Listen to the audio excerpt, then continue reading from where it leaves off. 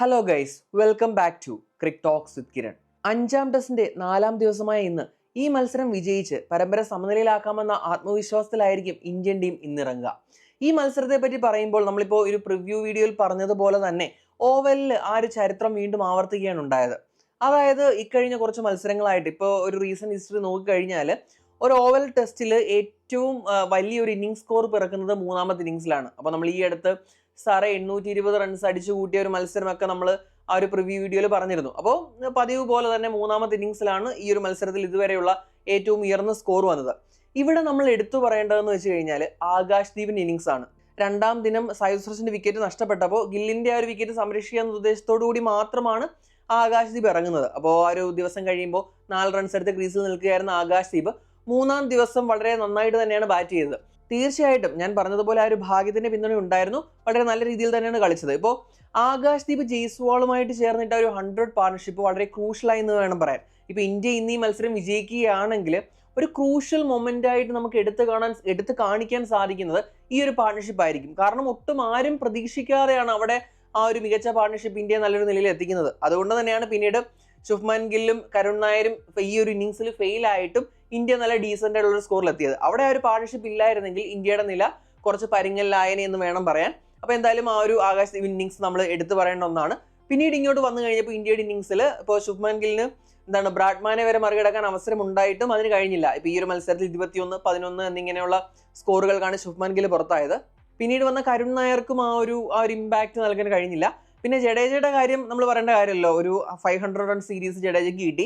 അതിൽ നമ്മളിപ്പോൾ ഒരു ഓൾറൗണ്ടർ ആണെന്ന രീതിയിൽ നമുക്കൊരു സർപ്രൈസ് ഒന്നുമല്ല. കാരണം ഇപ്പോൾ ഋഷഭ് പന്തിന്റെ കൂട്ട് തന്നെ ഈ ഒരു കഴിഞ്ഞ WTC സൈക്കിളുകളിൽ ഇന്ത്യയുടെ ഏറ്റവും കൺസിസ്റ്റന്റ് ആയിട്ടുള്ള ബാറ്ററാണ് രവീന്ദ്ര ജഡേജ എന്ന് പറയുന്നത്. പല മുൻനിര ബാറ്റേഴ്സിനേക്കാളും മികച്ച രീതിയിലാണ് ജഡേജ ബാറ്റ് വീശുന്നത്. അപ്പോൾ ആ ഒരു പതിവ് ഇന്നലെയും തുടർന്നു. അതുപോലെ തന്നെ വാഷിംഗ്ടൺ സുന്ദർ, ഇപ്പോൾ ജഡേജയുടെ വിക്കറ്റ് പോകുമ്പോൾ വെറും 17 റൺസ് മാത്രമായിരുന്നു വാഷിംഗ്ടൺ സുന്ദറിന്റെ സമ്പാദ്യം. അത് കഴിഞ്ഞിട്ട് വന്ന് സിറാജിനെ ഒരു മികച്ച യോർക്കറിലൂടെ ജോഷ് ടങ്ക് പുറത്താക്കി. അതോടെ പിന്നീട് പ്രസീദിനെ കൂട്ടുപിടിച്ചിട്ട് വളരെ മികച്ച രീതിയിൽ ആ ഒരു സ്ട്രൈക്ക് ഫോം ചെയ്തിട്ട് ആ ഒരു ബുദ്ധിപരമായിട്ട് ആ ഒരു കാര്യങ്ങൾ നീക്കിയിട്ടാണ് വാഷിംഗ്ടൺ സുന്ദർ ഒരു 50 അടിക്കുന്നത്. അത് എക്സ്പ്ലോസീവ് ഒരു one day international style innings തന്നെയായിരുന്നു. ഇപ്പൊ കഴിഞ്ഞ മത്സരങ്ങളിലൊക്കെ നമ്മൾ കണ്ടത് ഭയങ്കര കാം ആൻഡ് കമ്പോസ്ഡ് ആയിട്ട് റിലാക്സ്ഡ് ആയിട്ട് വളരെ ഡിഫെൻസീവായി മികച്ച രീതിയിൽ കളിക്കുന്ന വാഷിംഗ്ടൺ സുന്ദർ ഇന്നിംഗ്സ് ആണ്. എന്നാൽ ഇന്നൊരു അറ്റാക്കിംഗ് ഇന്നിംഗ്സ് ആണ്. കാരണം ഇനി വിക്കറ്റുകൾ ഇല്ല എന്നുള്ളൊരു ബോധ്യം സുന്ദറിന് ഉള്ളത് കൊണ്ട് തന്നെ സുന്ദർ വളരെ മികച്ച രീതിയിൽ ആ ഒരു കാൽക്കുലേറ്റ് ചെയ്തിട്ട് ആ ഒരു റിസ്കുകൾ എടുത്തു. ആ ഒരു റിസ്കുകളൊക്കെ ആ ഒരു ഷോട്ട്സ് ഒക്കെ പ്രോപ്പറായിട്ട് ആ ഒരു ഇതിൽ എത്തിക്കാനും സുന്ദറിനായി. വളരെ മനോഹരമായ സിക്സറുകളൊക്കെയാണ് നമ്മൾ ഇന്നലെ കണ്ടത്. വളരെ ഒരു അറ്റാക്കിംഗ് അഗ്രസീവ് സ്റ്റൈലിൽ വാഷിംഗ്ടൺ സുന്ദർ ഒരു സൈഡിൽ പ്രസിദ്ധ് കൃഷ്ണയെ നിർത്തിയിട്ട് കളിച്ചു. അപ്പോൾ പ്രസിദ്ധ് കൃഷ്ണ ഒരു 2 ബോളുകൾ എന്തോ മാത്രമാണ് നേരിട്ടത്. അവിടെ തന്നെയാണ് ആ ഒരു കാൽക്കുലേഷനിൽ നമ്മൾ വാഷിംഗ്ടൺ സുന്ദർ എത്ര മികച്ച രീതിയിൽ കളിച്ചു എന്ന് നമുക്ക് മനസ്സിലാക്കാൻ സാധിക്കുന്നത്. അപ്പോൾ ആ ഒരു ഇന്നിംഗ്സ് കൂടി വന്നപ്പോഴേക്കും ഇന്ത്യ 374 എന്നുള്ളൊരു വളരെ മികച്ചൊരു വിജയലക്ഷ്യമാണ് അവരുടെ മുന്നിൽ വെച്ചത്. ഇവിടെ നമ്മൾ ഇംഗ്ലണ്ടിന്റെ ബോളിംഗ് കാർഡിലേക്ക് നോക്കിക്കഴിഞ്ഞാൽ ജോഷ് ടങ്ക് ആണ് പിക്ക് ഓഫ് ദ ബോളർ. 5 വിക്കറ്റുകളാണ് ജോഷ് ടങ്ക് വീഴ്ത്തിയത്. അതുപോലെ ഗസ് അറ്റ്കിൻസൺ വളരെ നന്നായിട്ട് എറിഞ്ഞു. ഇപ്പൊ അറ്റ്കിൻസൺ ആയാലും ടങ്ക് ആയാലും വളരെ നല്ല രീതിയിൽ തന്നെയാണ് ഈ മത്സരത്തിൽ ബോൾ ചെയ്ത്. അതുപോലെ തന്നെ ജെയ്മി ഓവറിന്റെ കാര്യം പറഞ്ഞു കഴിഞ്ഞാൽ ആ ഒരു അവസാന സ്പെല്ല്, ആ ഒരു 3rd സെഷനിൽ മികച്ച രീതിയിൽ പന്തെറിഞ്ഞു. പിന്നീട് നമുക്കറിയാലോ ക്രിസ് വോക്സിന്റെ അഭാവം അവരെ വളരെ നല്ല രീതിയിൽ ബാധിച്ചിട്ടുണ്ട്. ആ ഇഞ്ചുറി കാരണം പുറത്തായി. അതുപോലെ തന്നെ ബെൻ സ്റ്റോക്സ് ആണ് അവരുടെ ഈ ഒരു സീരീസിലെ ഏറ്റവും മികച്ച ബോളർ. സ്റ്റോക്സിന്റെ ആ ഒരു ആബ്സെൻസ് വളരെ അവരെ ഹർട്ട് ചെയ്തിട്ടുണ്ടെന്ന് വേണം പറയാൻ. പിന്നീട് നമുക്കറിയാലോ ഒരു പിച്ച് പേസ് ബോളിങ്ങിന് അനുകൂലമാണ്. ഇപ്പോൾ ജേക്കബ് ബദലിനായാലും റൂട്ടിനായാലും കാര്യമായിട്ടൊന്നും ചെയ്യാൻ കഴിഞ്ഞില്ല. 10 വിക്കറ്റുകളും പേസ് ബോളേഴ്സ് തന്നെയാണ് എടുത്തത്. അത് കഴിഞ്ഞിട്ട് നമ്മുടെ ഇന്ത്യയുടെ ബാക്കിയുള്ള സ്കോർ ധ്രുവ് ജുറൽ ഡീസന്റ് ആയിട്ട് കളിച്ചു. അപ്പോൾ അത് പറയാൻ വിട്ടുപോയി. ധ്രുവ് ജുറൽ 34 റൺസാണ് എടുത്തത്. അപ്പോൾ അങ്ങനെ വന്നപ്പോഴേക്കും ഇന്ത്യ 396 എന്നൊരു സ്കോർ എത്തിച്ചു.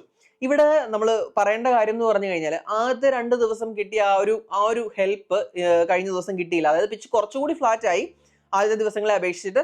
അതുപോലെ തന്നെ ആ ഒരു ബൗളേഴ്സിന് അത്രയൊരു പിന്തുണ കിട്ടിയില്ല. ഒരു മൂവ്മെന്റ് ഒക്കെ 3ാമത്തെ ദിവസം കുറവായിരുന്നു. ഇനിയിപ്പോൾ 4ാമത്തെ ദിവസത്തിലേക്ക് വരുമ്പോഴും ആ ഒരു രീതിയിൽ തന്നെയാണ് പ്രതീക്ഷിക്കാവുന്നത്. ബാറ്റിംഗ് കുറച്ചുകൂടി കമ്പയറിംഗ് ടു ഫസ്റ്റ് 2 ഡേയ്സ് കുറച്ചുകൂടി ഈസി ആയിരിക്കും.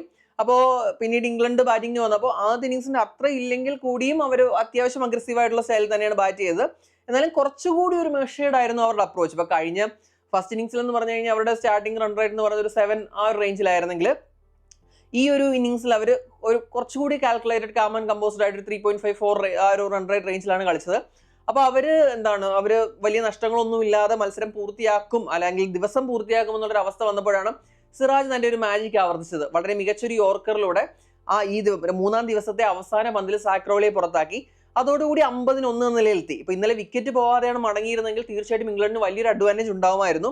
എന്നാൽ ഒരു അഡ്വാൻറ്റേജ് ഒന്ന് മിനിമൈസ് ചെയ്ത് ഏറെക്കുറെ ഒപ്പം എത്തിക്കാൻ, അല്ലെങ്കിൽ ഇന്ത്യൻ ടീമിന് വിജയിക്കാമെന്നുള്ളൊരു ആത്മവിശ്വാസം പകരാൻ ആ ഒരു സിറാജിന്റെ ആ ഒരു വിക്കറ്റിനായി. അപ്പോൾ ഇന്നത്തെ ദിവസം ഒരു ഗ്രൗണ്ടിൽ എത്തുമ്പോൾ ഇംഗ്ലണ്ടിന് വേണ്ടത് 324 റൺസാണ്, ഇന്ത്യക്കാണെങ്കിൽ 9 വിക്കറ്റ്. ഇപ്പൊ ഞാൻ ഇന്നലത്തെ ആ ഒരു കഴിഞ്ഞ വീഡിയോയിൽ പറഞ്ഞതുപോലെ ഇന്ന് 4-ാം ദിവസമായി ഇന്നൊരു റിസൾട്ട് ഉണ്ടാവാനുള്ള സാധ്യത വളരെ വളരെ വലുതാണ്. അപ്പൊ എന്തായാലും ഒരു നെയിൽ ബൈറ്റിംഗ് ഫിനിഷ് ഈ ഒരു സീരീസ് തന്നെ അങ്ങനെയാണ്. അടിക്ക് തിരിച്ചടി എന്ന രീതിയിൽ മുന്നോട്ട് പോയ ഒരു സീരീസിൽ ആ ഒരു ഫൈനൽ ഡേയിലും ആ ഒരു ഇതേവരെ നടന്ന ഒരു സീരീസിന്റെ ഒരു ജിസ്റ്റ് ആ ഒരു ഇത് തന്നെയാണ് നമ്മൾ പ്രതീക്ഷിക്കുന്നത്. ആ ഒരു നെയിൽ ബൈറ്റിംഗ് ആയിട്ടുള്ള ആ ഒരു പക്ക ആ ഒരു ബോക്സിംഗ് ടൈപ്പ് ഒരു ഫൈനൽ ഡേ ആണ് നമ്മൾ പ്രതീക്ഷിക്കുന്നത്. അടിക്ക് തിരിച്ചടി എന്ന് തന്നെ നമുക്ക് ഇന്ന് പ്രതീക്ഷിക്കാം. എന്തായാലും ഇന്ത്യക്ക് വിജയിക്കാൻ കഴിയട്ടെ, വിജയിച്ച് പരമ്പര സമനിലയിലാക്കാൻ കഴിയട്ടെ എന്നാണ് ഓരോ ഇന്ത്യൻ ആരാധകരും ആഗ്രഹിക്കുന്നത്. ഇനിയിപ്പോൾ ഇവിടെ എടുത്തു പറയേണ്ട കാര്യം എന്ന് പറഞ്ഞു കഴിഞ്ഞാൽ ഇംഗ്ലണ്ടിന്റെ മോശം ഫീൽഡിംഗ് ആണ്. ആദ്യത്തെ മത്സരത്തിൽ ഈ ഒരു സീരീസിൽ ആദ്യത്തെ മത്സരത്തിൽ ഇന്ത്യക്ക് എന്ത് സംഭവിച്ചോ അത് തന്നെയാണ് ഫീൽഡിൽ ഇംഗ്ലണ്ടിന് സംഭവിച്ചത്. ഇപ്പൊ ഈ ഒരു ബാക്കി 4 ടെസ്റ്റുകളെ വെച്ച് കമ്പയർ ചെയ്യുമ്പോഴായാലും വളരെ മോശം ഫീൽഡിംഗ് ആയിരുന്നു. അവർ 5-6 ക്യാച്ച് കാണുന്ന ഒരു ഫീൽഡിൽ ഡ്രോപ്പ് ചെയ്ത് അതിനവർ വലിയ വില കൊടുക്കേണ്ടി വന്നു. ഇപ്പൊ ആകാശ്ദീപ് ആ ഒരു 10-15 റേഞ്ചിൽ നിൽക്കുമ്പോഴെന്നാണ് അവിടെ സാക്രോളി ഒരു ക്യാച്ച് കളയുന്നത്.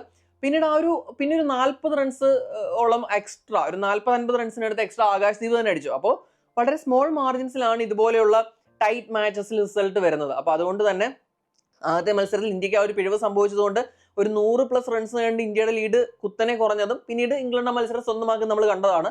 അപ്പൊ ഇതുപോലെ ഇത്രയും മോശം ഫീൽഡിങ് ഇംഗ്ലണ്ടിന്റെ സൈഡിലേക്ക് വന്നപ്പോൾ ആദ്യത്തെ മത്സരത്തിൽ ഇന്ത്യക്ക് സംഭവിച്ച പോലൊരു പണി ഇത്തവണ ഈ ഒരു 5-ാം ടെസ്റ്റിൽ ഇംഗ്ലണ്ടിന് കിട്ടുമോ എന്നത് നമ്മൾ കണ്ടു തന്നെ അറിയണം.